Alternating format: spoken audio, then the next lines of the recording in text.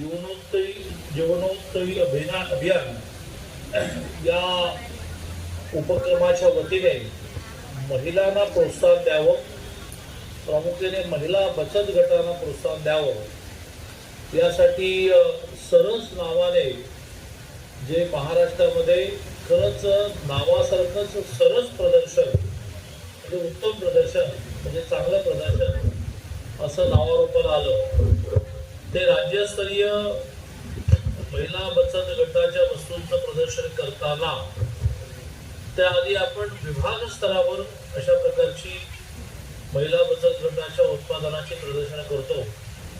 त्याच्या यादी जिल्हास्तरीय करतो। आज या ठिकाणी विभाग स्तरावरचंही आहे, त्यामुळे अन्य जिल्ह्यातले काही महिला बचत गट आले आणि जिल्हास्तरीय आहेत, त्यामुळे स्वाभाविकपणे जिल्ह्यातले अनेक महिला बचत गट आले। असा विभाग आणि जिल्हा असं एकत्रित महिला बचत गटाच्या उत्पादनाचा जो विक्री प्रदर्शनाचा आपण काय करतो हे लोकांना दाखवण्याचा रुक्मिणी महोत्सव अतिशय प्रॉपर अतिशय समर्पक नाव घेतलेलं आहे। रुक्मिणी महोत्सवाचा कार्यक्रम आपण जो या ठिकाणी आयोजित केला आहे त्याला व्यासपीठावर आपल्या जिल्हा परिषदेच्या मुख्य कार्यकारी अधिकारी मनीषा आवाळे उपस्थित आहेत, ज्या एखाद्या माणसाची तोंडावर स्तुती करणं माझा स्वभाव नाही, पण त्यामुळे असं वाटतं की बा हे एक उपचार आहे,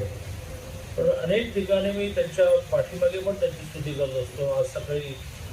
मुख्यमंत्र्यांशी बोलताना, कारण तिथे जिल्हा परिषदेने 40 अंगणवाड्या करायच्या, त्यात त्यांनी जास्तीचा निधी आमच्या नियोजनाकडून मागितला आणि त्याच्यातून त्यांनी अशी उत्तम अंगणवाडी उभी केली आहे की जिची गेल्या आठवड्यामध्ये ज्यावेळेला अजितदादांबरोबर बैठकमध्ये त्यांनी स्तुती केली आणि विशेषतः माननीय पंतप्रधान महोदयांनी येण्यापूर्वी वाट बघत आम्ही जेव्हा बसलो होतो गप्पा मारत त्यावेळेला मी त्यांचा उल्लेख केला की ह्या खूप धडाडीने काम करतात। अशा आपल्या जिल्ह्याच्या प्रामुख्याने सगळ्यांनाच आश्वस्त वाटेल, परंतु महिलांना जास्त आश्वस्त वाटेल अशा मुख्य कार्यकारी अधिकारी मनीषा आव्हाळे आमच्या लोक जनसेवा चॅनलला लाईक करा, शेअर करा, सबस्क्राईब करा।